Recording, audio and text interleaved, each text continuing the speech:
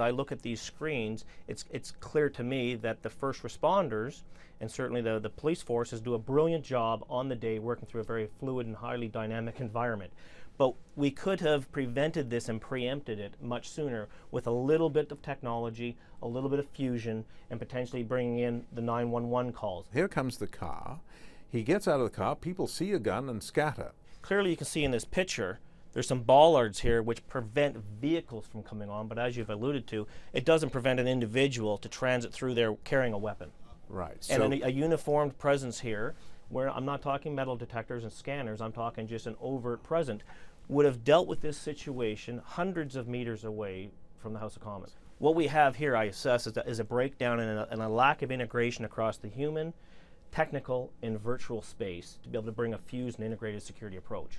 Meaning that the people inside don't know to lock the door. That's really what it boils down to. Correct. Here, it's interesting that these bystanders react to something. Well, what we see here at the timestamp at approximately 9:52:07, these four Canadians have noticed something going on behind them at the War Memorial. So they've heard the shots. They've presumably heard those 2 to 3 shots at the War Memorial. Right, and then they see this car pull up. They move towards the car for a moment, and then they see he's got a gun and they run. And nothing stops him. That's your point, right? That's my point. And again, I want to stress here, I don't think we need to turn this into an armed fortress, but something as simple as a uniform right there, a pair of eyes, an officer with a gun. Yeah. Right. Then what strikes you about this? Is there a problem here having these cars? You can't have an armed officer at the wheel of every ministerial car. No, but I don't think this problem occurs again if we stop the threat further out. And what we need to notice here is we're approximately a minute from the shooting on the War Memorial. So we've over time and space, a minute has passed from where Corporal Cirillo was gunned down to where he commandeers this first vehicle. So a lot could have happened in that minute if you had an officer watching the entrance. Agreed. And that's really all you're asking, is it? I'm not asking, I'm just suggesting that there may have been other ways to move our architecture out of the 20th century into the 21st century. All right, okay. And what strikes you about this sequence? Well, what strikes me here is this RCMP vehicle, had it been cued to an impending threat, could have again interdicted that threat right here with either a frontal ram or whatever it might have been. But clearly that officer may not have been aware of what was going on until the other RCMP vehicle, which came from this location here up behind, probably cued him in that something was out of the norm. And yet he still gets in. Does that bother you? It bothers me from the perspective of, as I said, the house needs to be open to the public, but there is a degree of safety and security that we need to put around one of our greatest democratic institutions in this country, Parliament Hill. So you're talking about a second line of defense? A second line or a third line. Your second line, quite arguably, could be along this level here. Right. So now we're into a third ring at the entrances. And so what's happening here is he's running in, and the officers aren't stopping him. There's not a whole lot they can do. They're behind. Well, again, the folks inside the building probably are not aware of this impending threat. Let's play this. So just right there, Terry, you can hear the weapons being readied for the police officers that are down here. They're just right off the screen. Another round. Okay, I would argue right another. there. Who's shooting there, do you think? My assessment is those are 2 rounds from the assailant.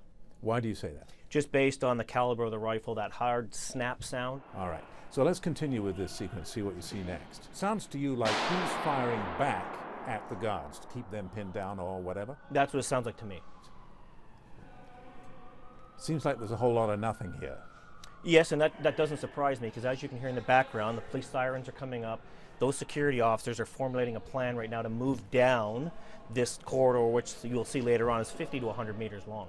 Presumably they're arming their weapons too. Agreed, absolutely. Can you hear some of that? You will. You can hear a couple different officers arming. They're now discussing what they're going to do to move down tactically down this corridor. All right. Because it seems like, to a layman's eye, nobody's shooting at the guy. Why not?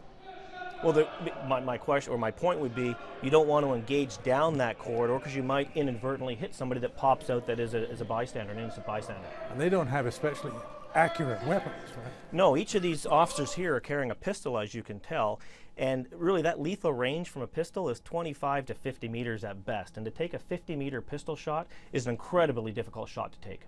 All right, so let's continue. Okay, hold it right there. These guys are doing the right thing? They're doing the best they can under the circumstances. What's interesting here is these are regular security officers. These are not tactical officers. So they're moving down in an active shooter scenario to try and deal with that threat. Some of them don't seem to be taking cover. Well, they don't necessarily need to take cover as they move down because as you can see, that's another rifle shot, and this is another security force is engaging the shooter.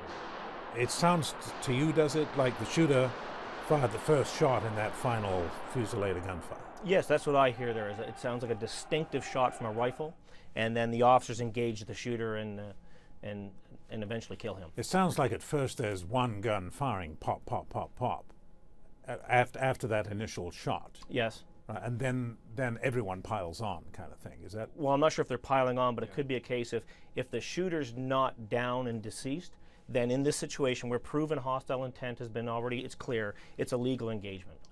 But it would appear, though, that the shooter has gone up the stairs and down the hall without anyone stopping him. Correct, but I think Isn't that a problem?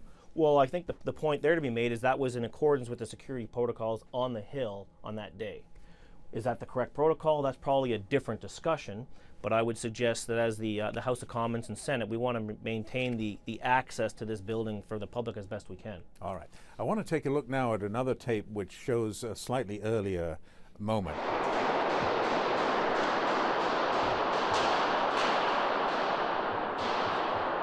So what I hear in this second segment is there's certainly 12 to 13, 14 gunshots. It would appear to be 10 to 12 of those are, again, small caliber like a pistol. And certainly I hear at least 2 rifle shots, if not 3. At So the end of the sequence? At the end of the sequence. So it very much sounds like it's an exchange of gunfire between the security forces and obviously the shooter returning fire back at them. Now, a lot of people would ask, well, how did he survive that? Again, my assessment looking at these tapes is he's further on down the corridor. He's probably behind some of those granite and marble pillars. He might be reaching out around there, engaging once, twice, and then coming back in behind that pillar. Now, if we go downstairs, it seems like they don't react at first.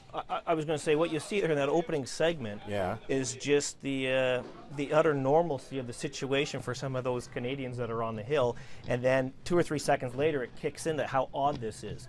And what this tape is showing me in particular is, again, the chaos and confusion in the first opening minutes of a situation such as this. Nobody even knows where the gunfire is coming from. Nobody knows where it's coming from, and what is striking is the staff don't seem to have, from my opinion, a good appreciation of what's going on the Hill.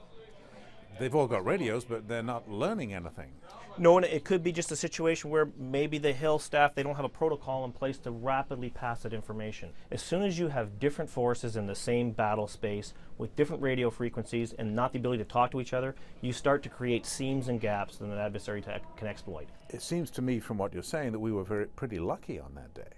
I think we were absolutely lucky, but what I would like to highlight, it is the great response of those individual officers that dealt with that situation as quickly as they can. So it's not necessarily the individual officers as the problem, it's actually a systemic issue about how do we bring together those different security forces actors so that we've got a coherent approach. Does that make sense to you that the Prime Minister's personal protective detail from the RCMP is not with him at all times because it's supposed to be hands-off? Isn't that a little odd?